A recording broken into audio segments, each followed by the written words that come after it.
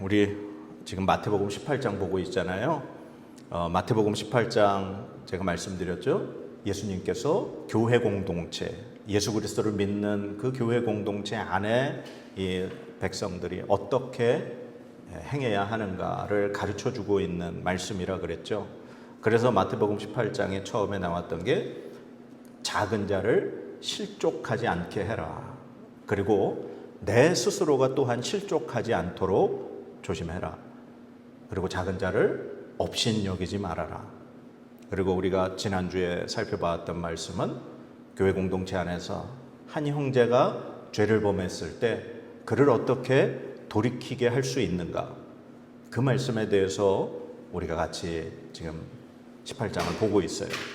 오늘은 바로 이 용서에 대한 말씀을 예수님이 가르쳐주고 있습니다.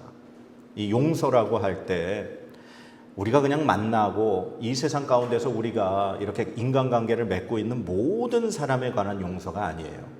우리가 이 18장에서의 말씀을 다시금 생각을 해보면 우리가 이 예수 그리스도로 구원받은 이 교회 공동체 안에서 같이 믿음을 나누고 있는 사람들 가운데서 혹시 그 사람 중에 한 사람이 나에게 죄를 범했을 때 우리가 그 사람을 어떻게 용서할 수 있을까? 바로 그 용서에 관한 부분을 오늘 예수님이 말씀하고 있는 거죠. 자, 우리 본문 21절 같이 다시 한번 읽어볼까요? 시작. 그때에 베드로가 나와 이르되 주여, 형제가 내게 죄를 범하면 몇 번이나 용서하여 주리이까? 7번까지 하오리이까? 아멘. 베드로가 예수님한테 질문을 했어요. 예수님, 만약에 내 형제가 나에게 죄를 범하면 몇 번까지 용서해야 합니까? 7번까지 하면 됩니까? 이 7이라고 하는 게 여러분들 잘 알다시피 완전수. 하나님께서 세상을 7일 동안 창조하셨다. 그래서 유대인들에게 7이라고 하는 숫자는 완전한 숫자예요. 그런데 당시 그 유대 선생님들, 랍비들한테는요, 이런 얘기가 있었어요.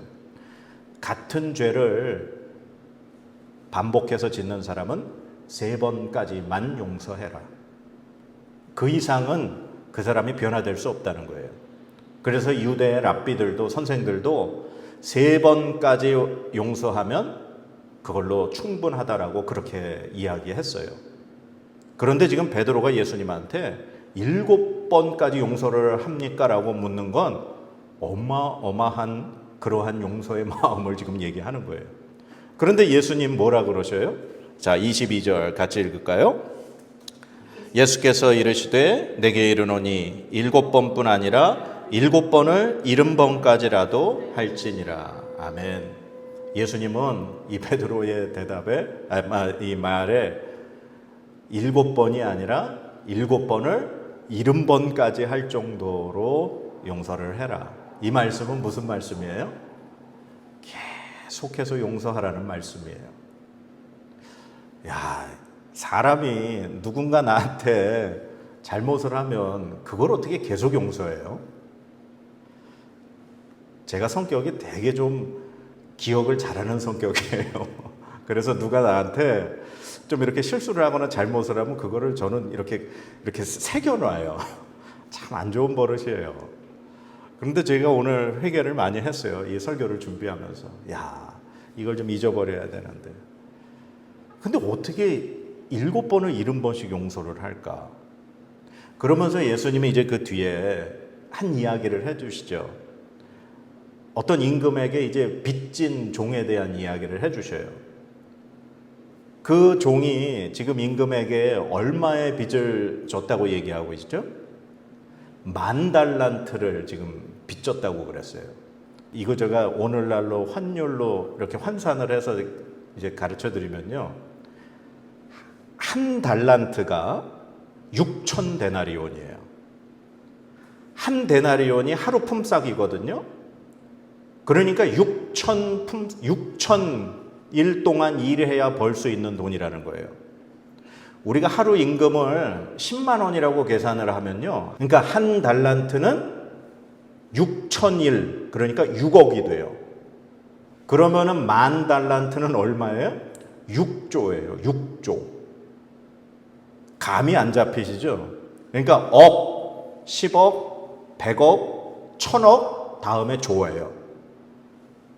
6조를 빚진 사람이 이거 갚을 수 있어요? 못 갚아요.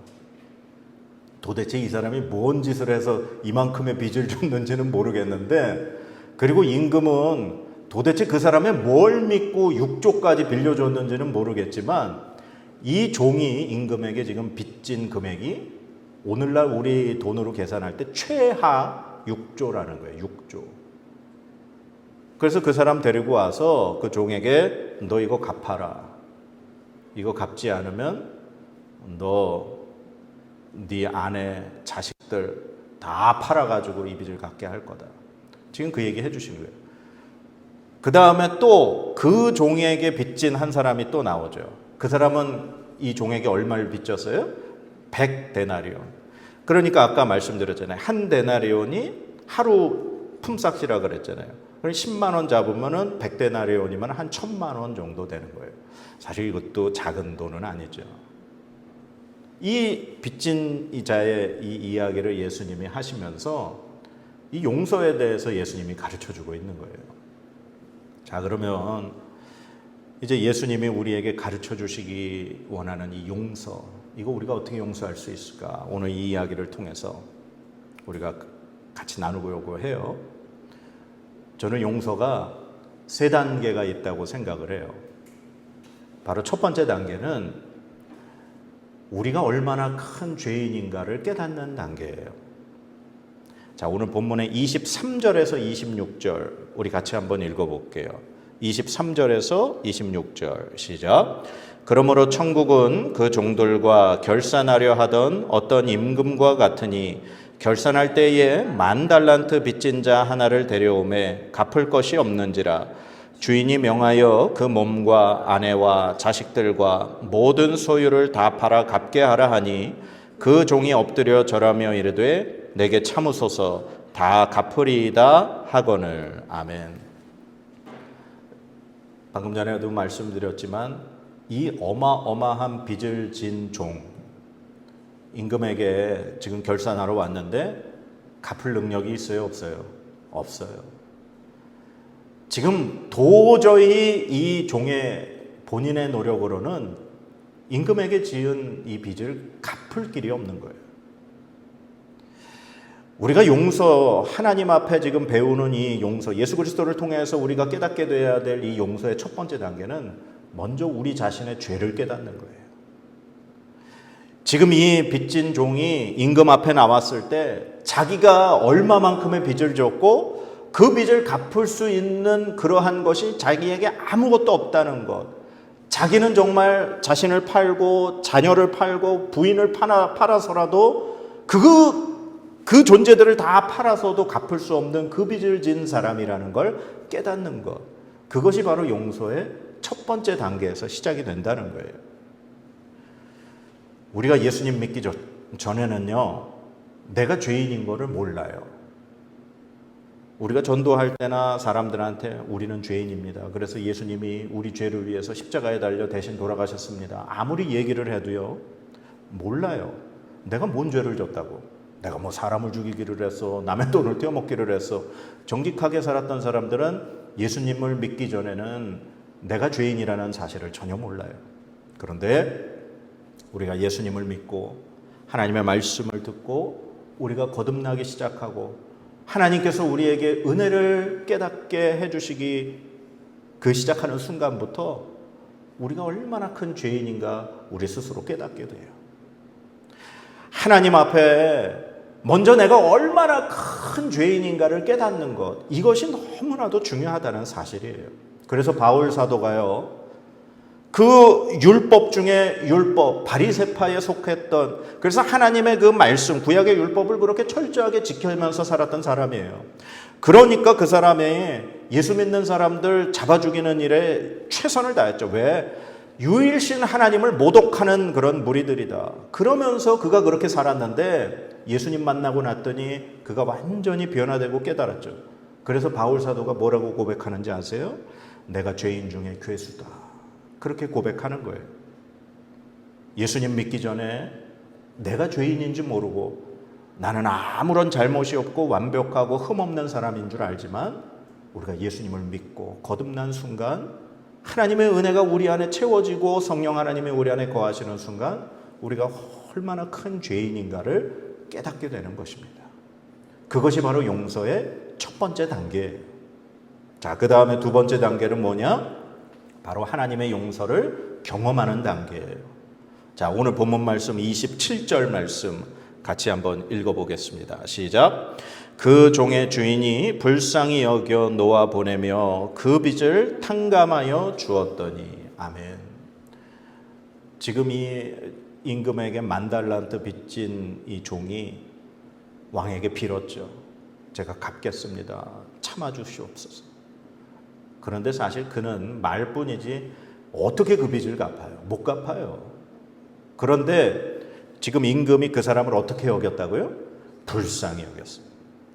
임금이 불쌍히 여겨서 그 종의 빚을 탕감하여 주었다. 지금 이 종이 한 일은 아무것도 없어요. 오직 임금이 불쌍히 여겨서 그의 빚을 탕감해 준 거예요. 우리가 예수 그리스도를 믿고 우리의 죄를 깨닫고 하나님 앞에 우리가 죄인입니다 고백할 때 하나님께서 우리를 구원하여 주시고 우리의 죄를 모두 다 용서하여 주시고 우리의 붉은 죄를 눈보다 더 희게 만들어 주시는 그 모든 것은 하나님의 은혜예요. 우리의 그 어떤 단 조그만치의 1%의 노력도 요구하지 않으세요. 그리고 우리가 할 수 있는 건 그 어떤 것도 없어요. 오직 하나님의 은혜로 우리는 그 하나님의 용서를 받는 줄로 믿습니다. 우리가 무언가를 교회에 와서 열심히 노력을 하고 전도하고 우리가 열심히 봉사하고 섬긴다고 우리의 용서가 조금이라도 더 도움이 될까요? 그렇지 않아요. 절대로 그렇지 않습니다. 우리 악한 죄인들에게는 그 어떠한 그 노력도 할 수 있는 게 없어요. 오직 하나님의 은혜로 우리는 용서받는 줄 믿습니다. 누가복음 15장에 탕자 이야기가 나와요. 이 둘째 아들 탕자가 아버지에게 어마어마한 죄를 지었죠. 아버지가 아직 돌아가시지도 않았는데 자기에게 돌아올 유산을 달라 그랬어요. 그리고 그 유산을 가지고 아버지를 떠났어요. 먼 나라 가서 자신이 가진 모든 것들을 다 허비했죠. 그리고 결국 그가 어떻게 됐어요? 돼지치는 사람이 됐어요. 어쨌거나 예수님이 유대인이니까 유대인들이 돼지를 친다? 있을 수 없는 일이에요. 왜냐하면 율법의 돼지는 부정한 짐승이거든요. 그러니까 돼지를 만지지도 않고 먹지도 않는데 정말 할 게 없고 먹을 게 없어서 돼지를 치는 사람이 됐다는 거예요. 얼마나 그의 삶이 비참합니까? 그래서 그가 아버지 집으로 돌아가려고 하죠. 자, 우리 누가복음 15장 한번 찾아보실까요? 누가복음 15장 18절, 19절 말씀 우리 같이 한번 읽어보겠습니다. 시작. 내가 일어나 아버지께 가서 이르기를 아버지 내가 하늘과 아버지께 죄를 지었사오니 지금부터는 아버지의 아들이라 일컬음을 감당하지 못하겠나이다. 나를 품꾼의 하나로 보소서 하리라 하고. 아멘. 이제 탕자가 아버지 집에 돌아가려고 이제 아버지한테 할 말을 준비한 거예요. 이 말을 준비를 했어요. 아버지, 내가 아버지와 하늘과 아버지께 죄를 범했습니다. 내가 아버지의 아들이라 감당을 못하겠으니 나를 뭐의 하나로 써달라고요? 품꾼의 하나로 좀 써주세요. 이 말을 준비를 했어요. 그러고 나서 이제 아버지 집으로 왔어요. 멀리서 아들이 오는 모습을 보자마자 아버지가 달려가서 그 아들을 끌어안죠. 자, 그러면 이제 아들이 뭐 해야 돼요? 자기가 준비한 말을 해야 돼요. 자기가 준비한 말 해야죠. 아버지한테. 자, 이렇게 얘기합니다. 21절이에요. 아들이 이르되 아버지 내가 하늘과 아버지께 죄를 지었사오니 지금부터는 아버지의 아들이라 일컬음을 감당하지 못하겠나이다 하나. 자, 지금 둘째 아들이 준비한 멘트를 하고 있어요. 그런데 아까 우리가 위에서 18절 19절에서 봤던 그 멘트 하고 지금 한 멘트하고 어때요? 똑같아요. 똑같은 말을 하고 있어요. 자기가 준비한 말을 하고 있어요. 그런데 아버지가 탁 말을 막아요. 자, 22절 같이 읽을까요? 아버지는 종들에게 이르되 제일 좋은 옷을 내어다가 입히고 손에 가락지를 끼우고 발에 신을 신기라. 아멘. 아까 탕자가 준비한 멘트는 내가 하늘과 아버지께 죄를 졌습니다. 나는 이제 아버지의 아들이라 감당을 못하겠습니다. 그리고 마지막 멘트가 뭐였어요? 나를 품꾼의 하나로 써주세요. 그게 준비한 멘트였어요. 그런데 아버지 만나서 지금 얘기하는데 지금 앞에 부분까지는 얘기를 다 했어요. 그런데 지금 뒷부분에 뭘 못했어요? 나를 품꾼의 하나로 써주세요. 이 말을 더 해야 되거든요. 근데 그 말을 아버지가 가로막은 거예요. 그리고 아버지가 뭐라 그래요? 종들에게 제일 좋은 옷 내다가 입히고 손에 가락지를 끼워라. 이 말은 무슨 말인지 아세요? 아들로 회복시켜 주신 거예요. 지금 아들은 아버지 내가 죄인입니다. 내가 정말 큰 죄를 진 죄인입니다. 나는 더 이상 아버지 아들이 아닙니다. 나는 종으로 하나 써주세요 라고 말해야 되는데 아버지는 아니야. 뭐라 그러시는 거예요? 아들이 잘못했다고 얘기하니까 그 말 탁 듣자마자 아니야, 넌 종 아니야? 너 아들이야. 그러시는 거예요. 너 아들이야. 하나님은요, 우리한테 종이 아닌, 죄인이 아닌 너는 내 아들이고 딸이라고 말씀하시는 거예요. 어떻게 할 때? 하나님, 내가 죄인입니다. 내가 하나님 앞에 큰 죄인입니다라고 고백할 때 하나님은 우리를 용서해 주시고 그 빚을 탕감해 주신다는 거예요. 그게 하나님의 마음이에요. 우리가 용서를 하려면 먼저 내 자신이 얼마나 큰 죄인인가를 깨달아야 되고 이 어마어마한 하나님의 용서를 경험해야 돼요. 이 용서를 경험하지 않으면 절대로 다른 사람 용서할 수 없어요. 오늘 이 탕자, 자기는 품꾼의 하나로 정말 써주시길 바라는 그 마음으로 왔지만 아버지 앞에 왔을 때 내가 죄를 고백했을 때 아버지는 너 종이 아니야. 너 아들이야. 그렇게 회복시켜 주신 그 은혜 볼 수 있어요. 자, 그렇게 해서 마지막 세 번째 용서의 단계가 뭐냐? 그 하나님의 용서를 경험한 내가 그 하나님의 용서의 마음이 나에게 전이 되는 단계. 이게 마지막 단계. 하나님의 용서의 마음이 내 마음에 들어오는 것. 이것이 마지막 단계예요. 자, 오늘 본문 32절, 33절 말씀 우리 같이 한번 다시 읽어보겠습니다. 오늘 본문 32절, 33절 시작. 이에 주인이 그를 불러다가 말하되 악한 종아 네가 빌기에 내가 내 빚을 전부 탕감하여 주었거늘 내가 너를 불쌍히 여김과 같이 너도 내 동료를 불쌍히 여김이 마땅하지 아니하냐 하고. 아멘. 이 임금이 얘기를 들었어요. 자기가 10,000달란트 빚진 종을 탕감해 줬는데 아무 조건 없이 그 종이 밖에 나가서 자기에게 100데나리온 빚진 사람 만나가지고 붙잡아가지고 그 빚 갚으라고. 그러고서는 그를 감옥에다가 가두어버린 사실을 그 동료들을 통해서 들었어요. 그래서 그 임금이 10,000달란트 빚졌던 종을 다시 부릅니다. 그리고 나서 임금이 하는 얘기죠.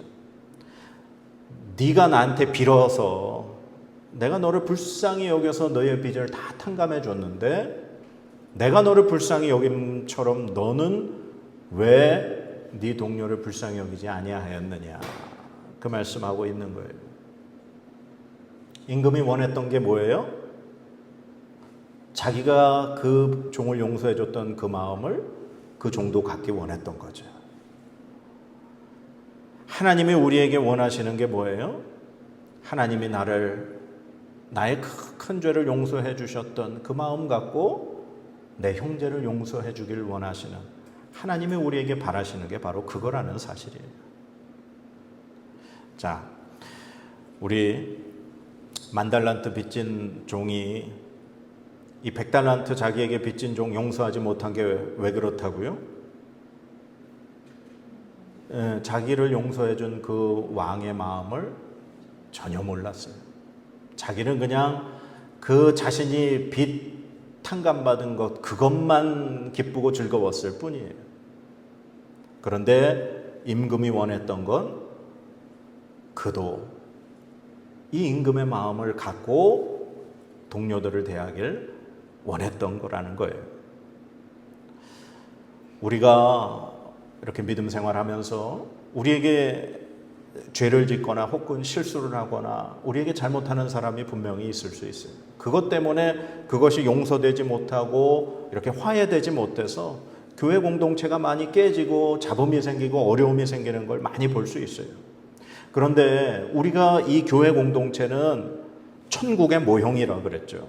하나님 나라의 이 땅에서의 모습이에요. 그래서 하나님을 섬기고 예수 그리스도를 믿음으로 구원받은 우리들이 하나가 되고 정말 믿음으로 한 가족이 돼야 되는데, 여기서 만약에 누군가와 문제가 생겨서 그것을 풀어내지 않으면 어떻게 천국에 가서 그 사람과 보겠냐는 거예요. 그래서 하나님은 우리가 이 땅에서 살아가는 이 믿음의 공동체 안에서 먼저 다 용서하고 화해하고 하나의 가족이 되기를 원하시는 그 말씀을 오늘 우리에게 해주시는 줄 믿습니다. 그래서 예수님이 이 말씀의 비유의 이야기를 하실 때 이렇게 말씀하셨던 거예요. 23절, 그러므로 천국은 그 종들과 결산하려 하던 어떤 임금과 같으니. 아멘. 이 모습이 천국의 모습이라는 거예요. 천국은 하나님 앞에 내가 죄인임을 깨닫고 내가 죄인임을 고백하고 하나님 앞으로 용서받은 사람이 가는 곳이 천국이라는 거예요. 그리고 천국은 하나님께 용서받은 내가 나에게 죄를 지은 다른 사람을 역시 용서하는 그곳이 바로 천국이라는 거예요. 사랑하는 여러분, 우리가 남을 용서하지 않으면, 내 형제를 용서하지 않으면 우리는 천국 백성이 될 수 없다는 얘기예요. 우리 마지막으로 35절 말씀 같이 한번 읽어볼까요? 시작. 너희가 각각 마음으로부터 형제를 용서하지 아니하면 나의 하늘 아버지께서도 너희에게 이와 같이 하시리라. 아멘. 마음으로부터 형제를 용서하지 아니하면, 즉 이 말은 우리가 다른 사람을 형제를 용서할 때 마음으로부터 용서해야 된다는 거예요. 마음으로부터 용서하는 건요, 그 사람의 죄를 묻지 않는 거예요. 아까 임금이 10,000달란트 빚진 종을 탕감해 줄 때 뭐 질문한 거 있어요? 너 이 빚을 어떻게 갚을 계획이야? 물은 적 있어요? 너 내가 이 빚을 갚으면 너 어떻게 할 거야? 계획을 물어본 적 있나요? 아니요. 하나님은 용서하실 때 아무것도 묻지 않으세요. 우리가 우리에게 죄를 지은 형제를 용서할 때 너 다음부터 또 그럴 거야 안 그럴 거야? 그렇게 묻는 게 아니에요. 용서는 마음에서부터 지워버리는 거예요. 그게 하나님이 원하시는 용서인 줄 믿습니다. 오늘 이 말씀, 우리가 얼마나 큰 죄인인가 날마다 깨닫고, 그리고 나의 이 큰 죄를 용서하여 주신 그 하나님의 은혜를 깨닫고, 그리고 그 은혜가 너무나 크고 감사해서 나에게 죄를 지은 내 믿음의 형제를 용서하고 품어줄 수 있는 이 하나님의 마음을 소유한 저와 여러분의 삶이 되시기를 간절히 축원합니다. 우리 기도하겠습니다.